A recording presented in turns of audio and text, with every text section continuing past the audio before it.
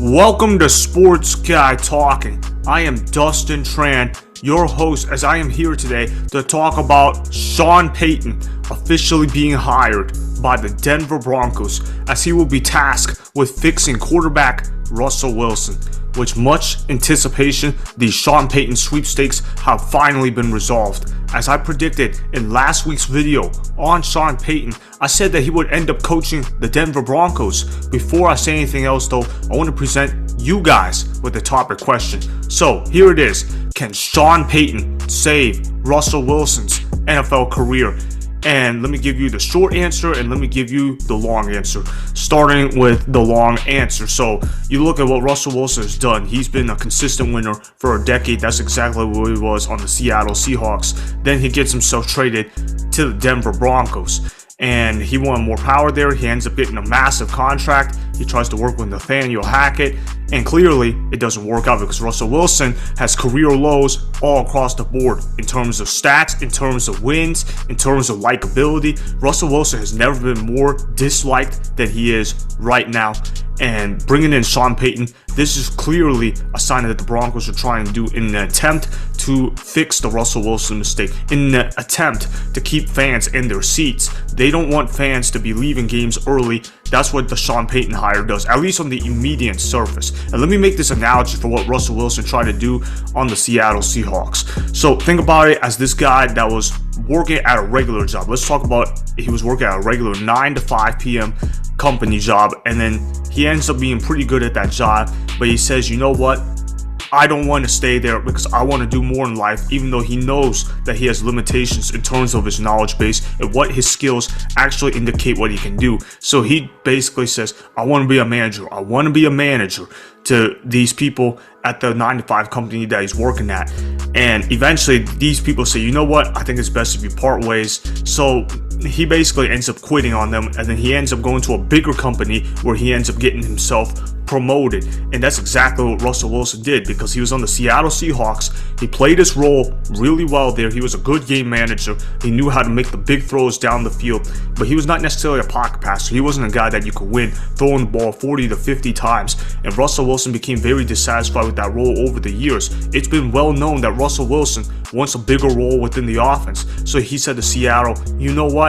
I want to go ahead, quit on this team. I want to demand a trade, and I want to be able to go to the Denver Broncos where I can have more power, where I can have more say in the offense, where I can play being a pocket passer, where I can throw the ball 40 to 50 times. And he was also frustrated in Seattle that he didn't get MVP votes. He thought by going to the Denver Broncos, that would solidify his MVP career in terms of being able to get votes, because he's a guy that looks out for his own legacy. It's no different than when a regular worker quits a 9 to 5 p.m. job that brings in comfortability, but it's not necessarily the most exciting way, so he can work at a more exciting job and where he can get even more pay, and it turns out he sucks at that job. So that's basically the analogy that I'm trying to say with Russell Wilson. So that's exactly the kind of hole that he dug himself into. Now, they're bringing in Sean Payton for what? They're bringing him in to fix Russell Wilson because they think that Sean Payton is a offensive mastermind that can fix people up. And I can understand why the Denver Broncos think that. I mean, you look at what Sean Payton did on the New Orleans Saints, how he managed to turn around Drew Brees' NFL career. When Drew Brees went to the Saints, he was not necessarily a good quarterback. I mean, he was a solid quarterback at times, but he was mostly inconsistent more often than not. He was kind of more in that Baker Mayfield, Dak Prescott tier of quarterbacking. And Sean Payton ends up turning Drew Brees into one of the greatest quarterbacks of all time. Now, when you talk about Drew Brees, most people say he's a top 10, top 15 QB of all time. So you obviously look at that piece of work that Sean Payton did right there. And then you also look at the fact that he managed to make Teddy Bridgewater go 5-1 as a starter on the New Orleans Saints, or the fact that Jameis Winston ended up putting pretty good stats on the New Orleans Saints with Sean Payton as his head coach. Now, Jameis Winston is known to be a draft bust. Whether that's fair or not to him, that's not really relevant. The point is, he played some of his best football under Sean Payton, so that's exactly what happened. And he even made Luke McCown look good for a game or so. I remember 2015 against my Carolina Panthers. Luke McCown, he played really good in that game. He looked like a starting caliber quarterback. So Sean Payton, he definitely knows how to handle the quarterback situation. You also look at the fact that in his final year on the Saints, you look at the fact that the Saints went 9-8 with 4 different starting quarterbacks. So Sean Payton, there's no doubt that he's a living legend for the New Orleans Saints. I don't think I need to talk too much more about that. But Sean Payton, He left the New Orleans Saints last year around this time. Why?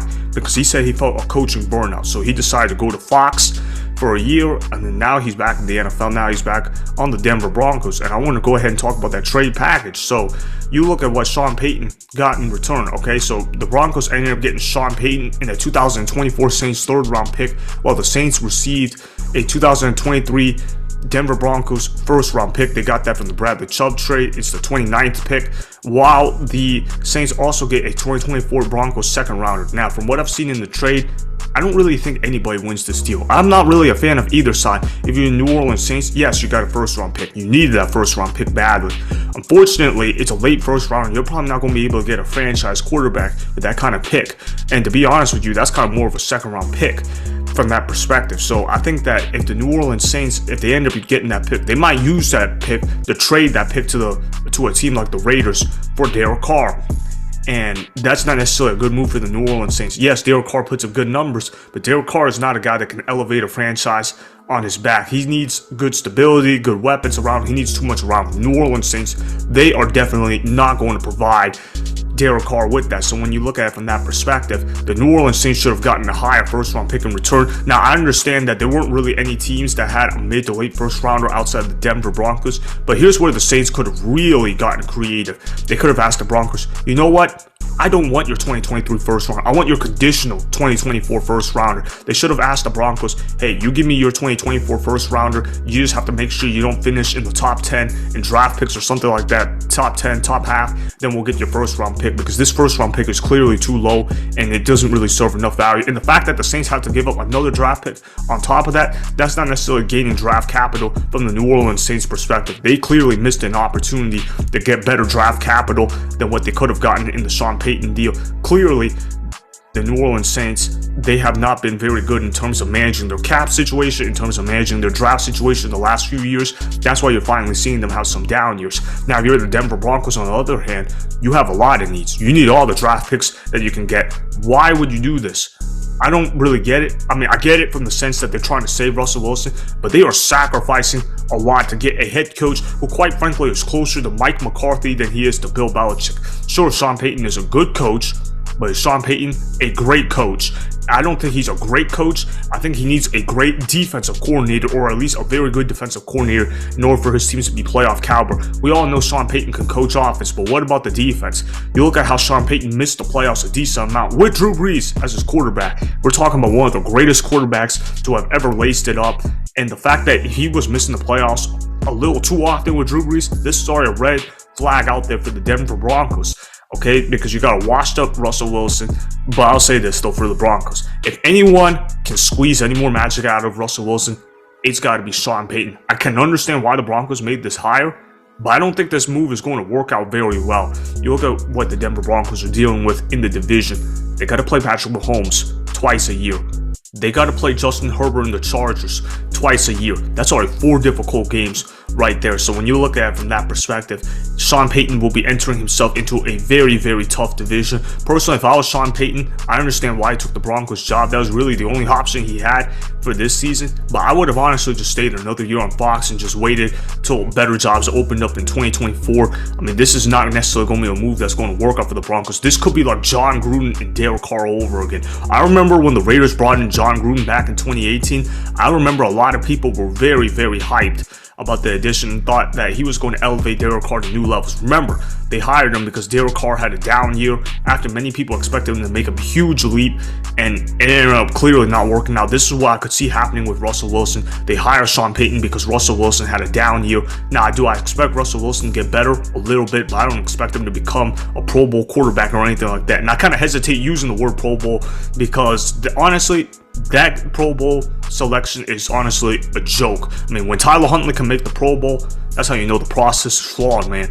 But yeah, what I'm trying to say is that he might make Russell Wilson an okay quarterback, but he might not make him a great quarterback. He's not certainly going to look like a player that's being worth $245 million over 5 years or whatever his contract is. It's just not going to happen. I don't think he can save Russ. I think he can elevate Russ into being a decent quarterback, but I don't think he can do anything more than that. So that is why Sean Payton will not be able to save Russell Wilson's NFL career, as he will end up underachieving for the Broncos. Remember, go ahead and subscribe to Sports Guy Talking, like the video, and please comment down below. If you guys do that, I may shout you guys out in my Instagram story every Monday. That will be for the @DustinTran Instagram account. Make sure to follow me on Instagram @DustinTran and Sports Guy Talking.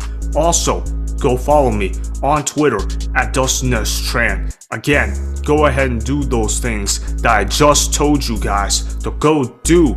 Hopefully, you guys enjoyed the content that was just produced. Peace out.